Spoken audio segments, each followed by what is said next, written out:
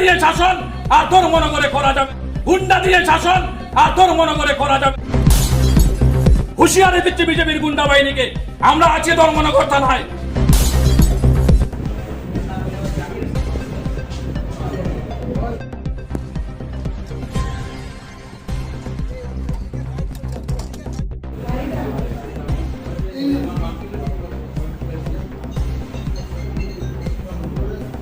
জোহর বাবুকে বলবো, গুন্ডা বাহিনী দিয়ে বিধায়ক থাকতে পারবেন না।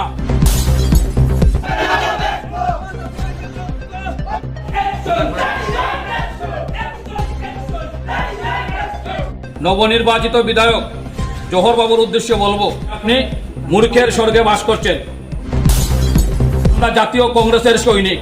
আজকে একজন জাকিরের রক্তপাত হয়েছে, একজন শাহিদের রক্তপাত হয়েছে।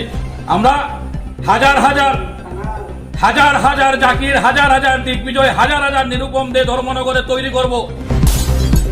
প্রশাসনকে বলবো, যদি 24 ঘন্টার মধ্যে ওই দুষ্কৃতিকারীদের গ্রেপ্তার করা না হয়, তাহলে কালকে ধর্মনগর জাতীয় কংগ্রেসের নতুন রূপ দেখবে। আমরা ধর্মনগরকে পলাশ করে প্রশাসনকে দেখিয়ে দেবো কিভাবে আন্দোলন করতে হয়, গুন্ডাদের কিভাবে দমন করতে হয়। গুন্ডা দিয়ে শাসন আর ধর্মনগরে করা যাবে।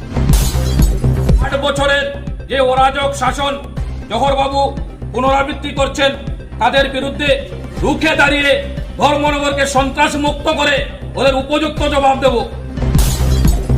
গুন্ডা দিয়ে শাসন আর ধর্মনগরে করা যাবে। প্রয়াত বিধায়ক থাকতে যে ধর্মনগরে যে অরাজকতা চলছিল, আজকেও জোহর বাবুর আমলে একই অরাজকতা চলছে। বিজেপি দলটাই সন্ত্রাস এবং দুর্নীতি, এই দুইটা জিনিসকে পাথেয় করে বিজেপি টিকে রয়েছে। আমরা আজকে রাত থেকেই থানা ঘেরাও করে রাখবো।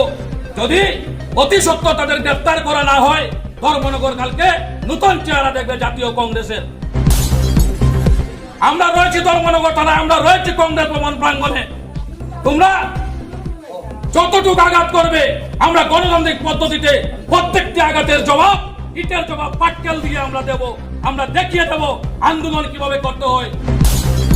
জোহর বাবুকে বলবো, গুন্ডা বাহিনী দিয়ে বিধায়ক থাকতে পারবেন না।